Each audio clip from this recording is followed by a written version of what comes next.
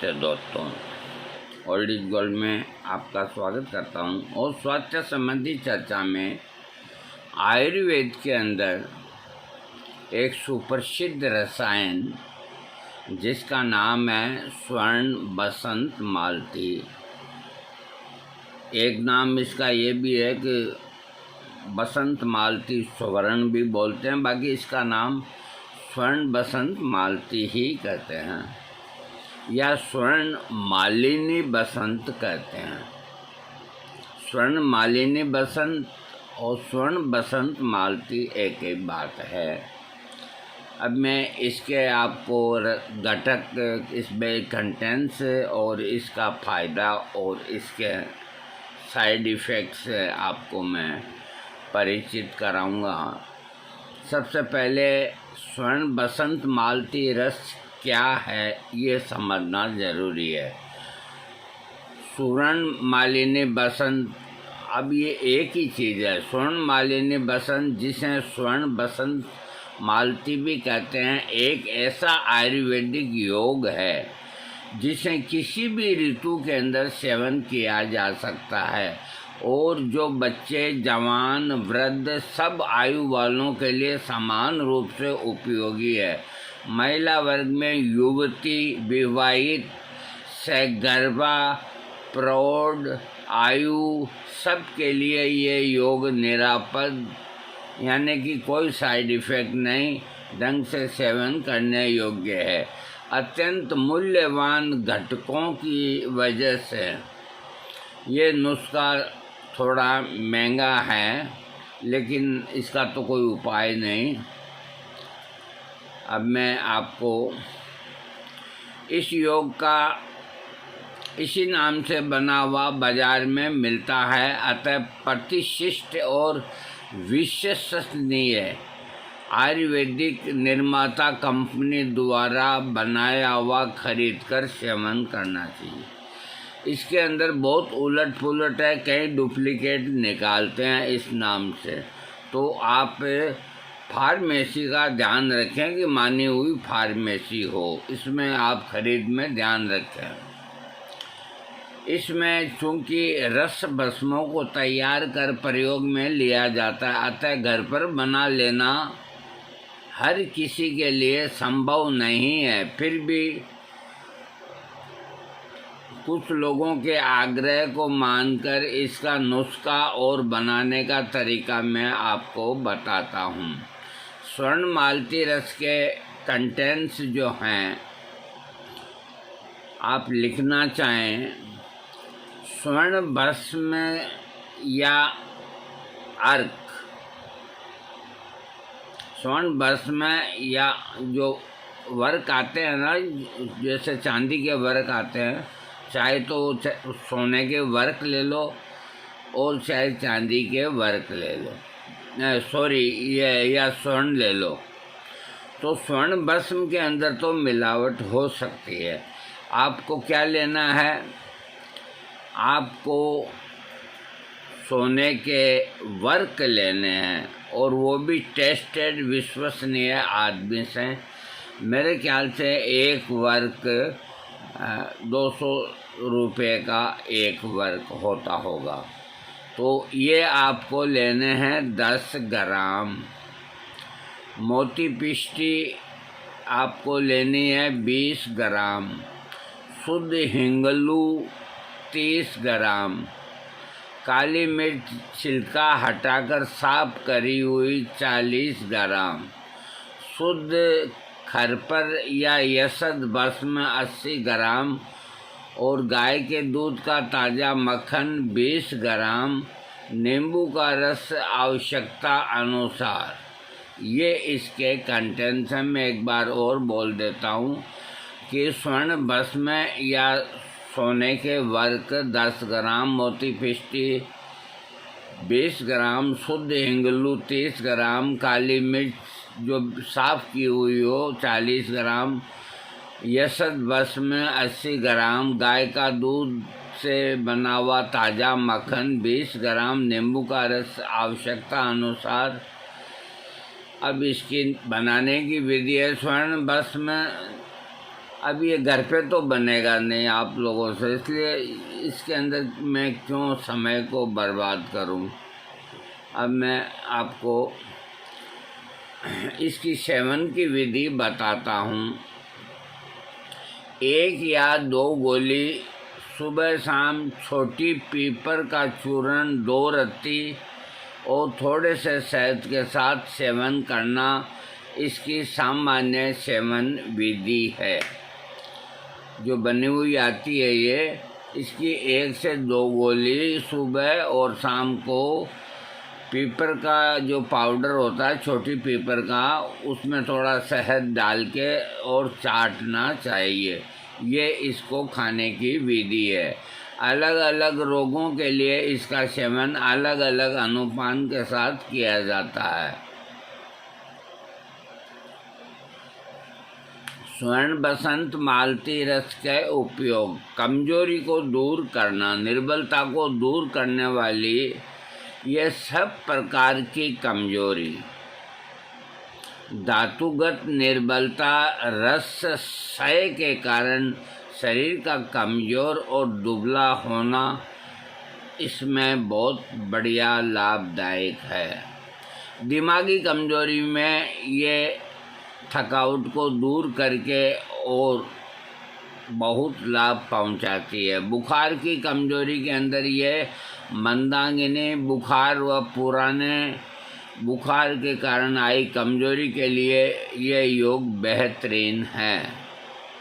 Liver की कमजोरी की वजह से ये लीवर विकार और स्प्लेन की कोई तकलीफ हो तो उसको दूर करता है। बहन बेटियों को प्रदर रोग में, ये स्त्रियों को प्रदर रोग, मासिक धर्म की अनियमितता या गर्भ स्थिति के कारण आई कमजोरी को दूर करने के लिए एक अव्यर्थ प्रशस्त औषधि है। गर्भवती जो बहन बेटियों को मासिक धर्म के लिए कभी देर से आए, कभी जल्दी आए, कभी कम आए, कभी ज़्यादा आए, ये बिल्कुल निर्दोष दवा है। श्रेष्ठ बल्य औषधि, यानी बल्य बोलते हैं ताकत को, शक्ति को, ताकत के अंदर सबसे श्रेष्ठ। ये बुढ़ापा, अधिक श्रम या किसी रोग के बाद आई कमजोरी को दूर करने के लिए ये योग श्रेष्ठ बल्य औषधि है, यानी कि अंग्रेजी में इसे बेस्ट जनरल टॉनिक कहते हैं।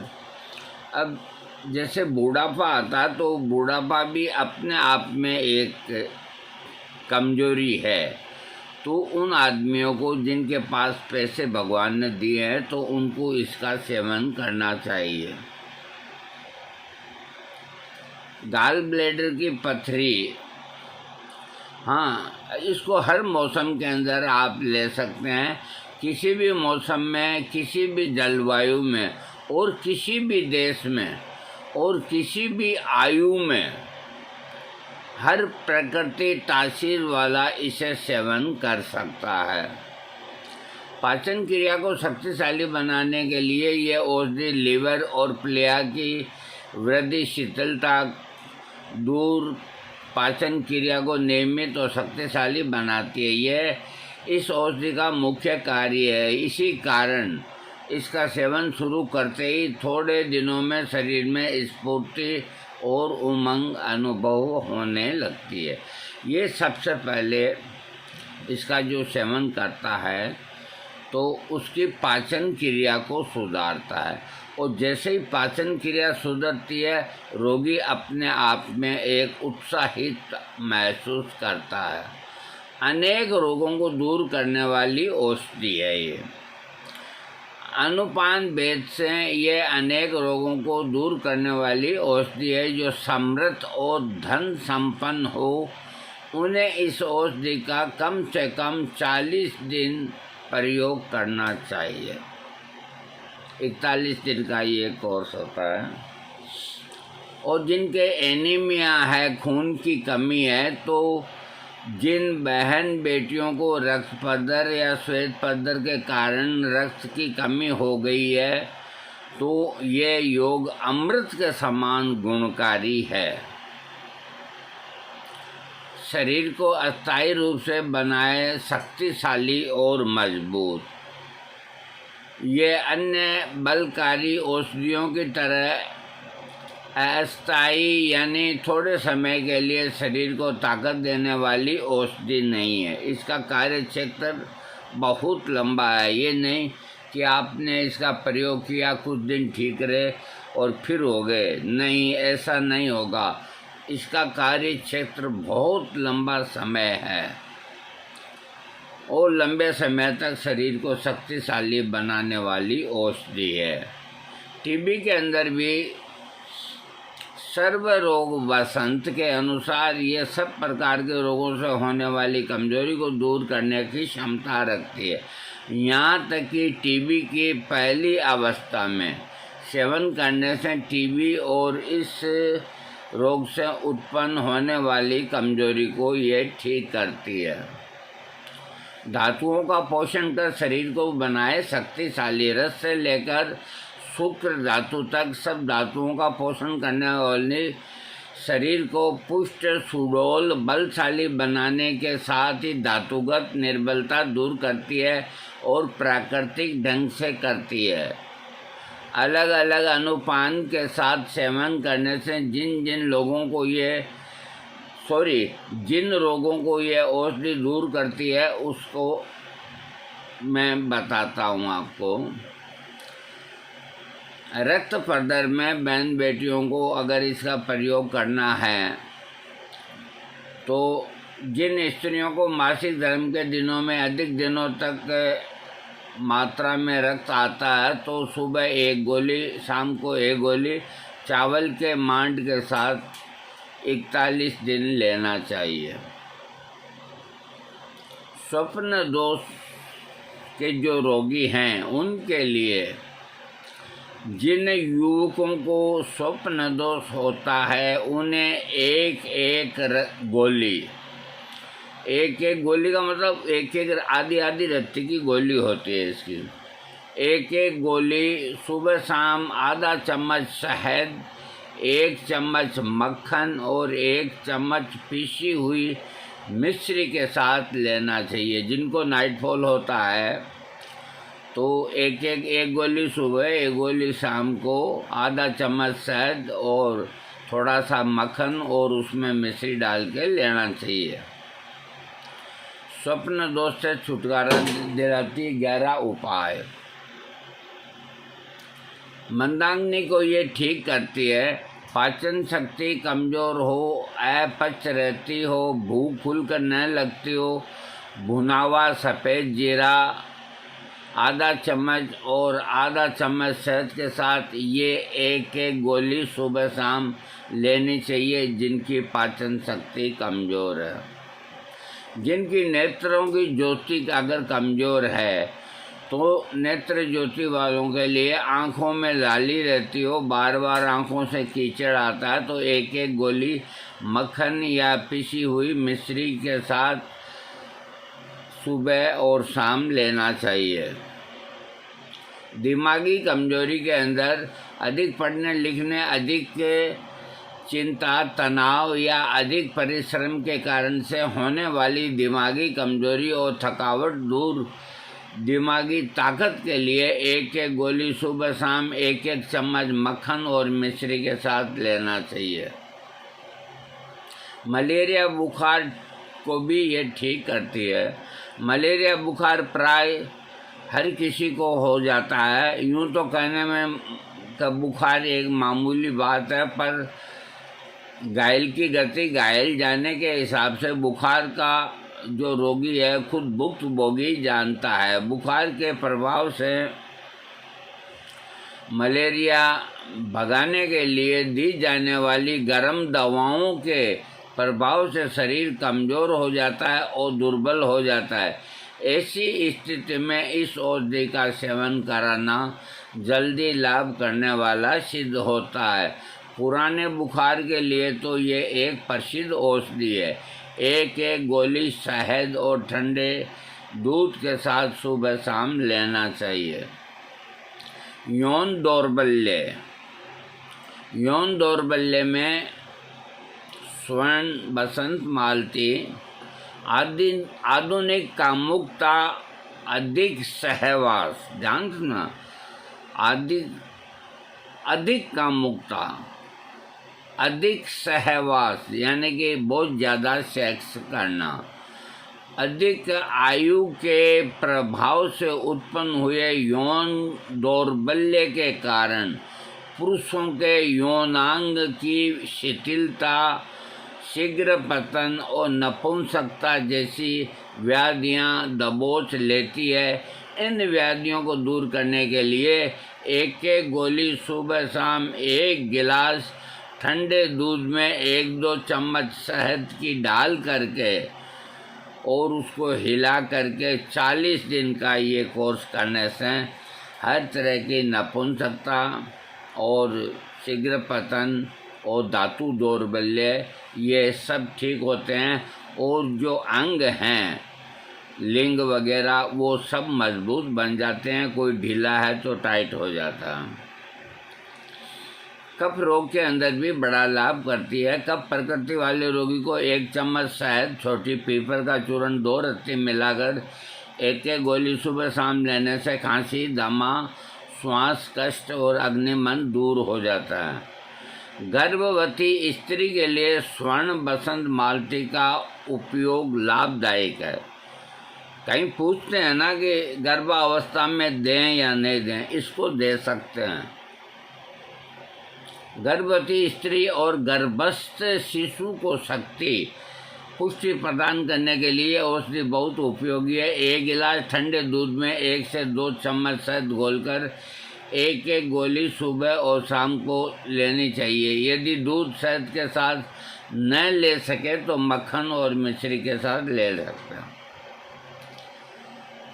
स्नायुविक संस्थान को शक्तिशाली बनाने के लिए ये औषधि हमारे शरीर के स्नायु, नस, नाड़ियाँ और मांसपेशियों को शक्तिशाली और पुष्ट बनाने वाली महो औषधि है। पित्त प्रकृति वालों को सफ़ेद जीरे का चूर्ण और पिसी हुई मिश्री के साथ आधा चम्मच के साथ, आंवले के मुरब्बे के साथ या अनार के रस के साथ 1 से 2 गोली सुबह और शाम को लेनी चाहिए। इससे पित्त प्रकृति ठीक होती है। इस विधि से ये पित्त का प्रकोप भी ठीक हो जाता है और इसकी वजह से जो सिर में दर्द होता है वो भी ठीक हो जाता है। हाँ, इसमें ये एक चेतावनी ये लिखी है कि बालकों को आधी गोली ऊपर लिखी विधि के अनुसार देनी चाहिए, शहद या दूध के साथ। जो छोटे बच्चे हैं तो पूरे आदमी की जब 1 गोली डोज है तो उनकी आधी डोज हो गई। अब कुछ इसके साइड इफ़ेक्ट हैं वो बताना भी आवश्यक है। स्वर्ण बसंत मालती लेने से पहले अपने चिकित्सक से परामर्श लें। स्वर्ण बसंत मालती को लेडी डॉक्टर की सलाह के अनुसार सही खुराक में लेने की कोशिश करें। इस औषधि का सेवन करते समय इमली, अमचूर की खटाई यानी कि इमली और आम के अचार जो अमचूर होती है उसकी खटाई, लाल मिर्च और तेज मिर्च, मसालेदार खट्टे पदार्थ, अंडा, मांस, तले हुए पदार्थ का सेवन नहीं करना चाहिए। बस यही इसका है। अगर ये कोई ख़ास परहेज नहीं है, लेकिन देखो ये एक दवा बहुत अच्छी दवा है, ताकत के लिए बहुत अच्छी दवा है। तो इसके अंदर स्वर्ण का योग होने से ये थोड़ी कॉस्टली है, इसलिए आप जहाँ जाएं, मैं आपको हर बार बताता हूँ कि आप एक तो झंडू फार्मेसी, एक धूत पापेश्वर, एक मुल्तानी फार्मेसी वैद्यनाथ की भी ले सकते हैं, लेकिन वैद्यनाथ का अब वो नाम नहीं रहा। उसका मैं शहद लाया ना, वो जम गया नीचे। तो ये एक दीनदयाल फार्मेसी, इनमें से जो अच्छी फार्मेसी है, एक सांडू फार्मेसी है, और वो महाराष्ट्र में है या कहाँ है, वो भी बहुत अच्छी प्योरिटी देती है सांडू, और झंडू की भी अच्छी क्वालिटी आती है। तो आप इनमें से ये जब खरीदें तो एक साथ ज़्यादा न खरीदें। 1 ग्राम की पैकिंग आती है या 2 ग्राम की आती है, इतने ही लें। जब आपको लगे कि यह आपको लाभ कर रही है तो फिर आप उसी ब्रांड को, उसी फार्मेसी की आप ले आवें। ये घर पे नहीं बना सकते, मैं बिल्कुल आपको साफ बात बोलता हूँ। इन फार्मेसियों पे जो अच्छी है, ये थोड़ा ये कि सभी अंगुलियां बराबर होती है, सबके सब बेईमान होते हैं, नहीं होते हैं। इनमें कुछ ईमानदार भी होते हैं। अभी जैसे हिमालय फार्मेसी है, तो जो हिमालय नाम सुनते हैं ना, तो बहुत सौ को अभी तक तो यही है कि ये भारतीय किसी आदमी की है हिमालय, जबकि नहीं, ये हमारे एक मुसलमान भाई की है। और हिमालय फार्मेसी काफ़ी पुरानी है, और उसके हर जो प्रोडक्ट हैं बेहतर हैं और बहुत अच्छे हैं। लिव 52 हिमालय का आज कितने वर्षों से चल रहा है। उसकी Abana tablet high blood pressure के लिए हिमालय की बहुत बढ़िया है। हिमालय का हर चीज़ अच्छा है, कोई चीज़ की कमी नहीं। हिमालय की बनी हुई अगर आपको कोई इस तरह की चीज़ मिल जाए तो आप आंख बंद करके ले सकते हैं। हमें कोई इससे मतभेद नहीं, स्वदेशी अपनाओ और वो करो जो बाबा रामदेव नारा लगाते थे ना। आज सबसे ज़्यादा बेईमानी पतंजलि में होती है। अरे हमारे ये मुसलमान भाई ठीक हैं जो ईमानदारी से दवाई देते हैं। सबसे ज़्यादा बेईमानी पतंजलि के अंदर होती है। उनका घी में मिलावट, उनके शहद में मिलावट, और सब फेल हो गए। और सरकार कार्रवाई कर नहीं सकती, क्योंकि बाबा का पलड़ा भारी है कि संत हैं, हम उनको प्रणाम करते हैं। लेकिन जो उन्होंने पब्लिक से, जनता से और इस देश के नागरिकों से जो वादा किया और एक नारा लगाया, गोली को मारो गोली और हमारी ये दिव्य मुक्ता पिष्टी लो और ब्लड प्रेशर को ठीक करो, एक भी काम नहीं करती। उनकी कोई भी दवा काम नहीं करती। अगर कोई मेरे को कह देना कि 2 दवाइयाँ काम करती है, मैं गुलाम बन जाऊँ उसका। और उनकी दवाइयाँ, उनके मुरीद बहुत हैं, उनको कोई रोक नहीं सकता। वो उनके नाम से बिकती है और कुछ भी नहीं है। कोई चीज़ कहाँ बनवाते हैं, कोई चीज़ कहाँ बनवाते हैं। अरे आप इसी से अंदाज़ लगा लो कि 400 रुपये किलो में गाय का घी कौन देगा। बहुत मुश्किल है। गाय का घी कहाँ पड़ा है, गाय का घी अमृत होता है। 400 रुपये किलो में रामदेव दे देंगे या और कोई फार्मेसी दे देगी। ये सब पे सब नकली आते हैं, इनको खाना बंद कर दो, सूखी रोटी खाओ। अब मौसम आ रहा है तिल का तेल अपने सामने बैठ के गाने में निकलवाओ, या ऐसे आदमी से खरीदो जो प्योर दे आपको। आप सरसों का तेल खाइए, आप तिल का तेल खाइए, लेकिन प्योर होना चाहिए। इस घी के चटोकरेपन से दूर हट जाइए।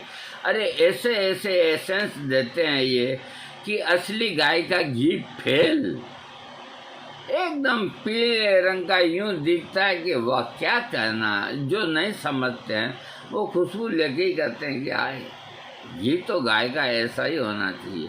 इतने ये लोग शातिर होते हैं। मैं इससे ज़्यादा कह करके क्यों दुश्मनों को बढ़ाऊँ अपने। वैसे भी मेरे को जाना और कोई मार पीट देगा सारा। कोई बात नहीं, जाने दो इन बातों को। आपको वीडियो अच्छा लगे सब्सक्राइब करना।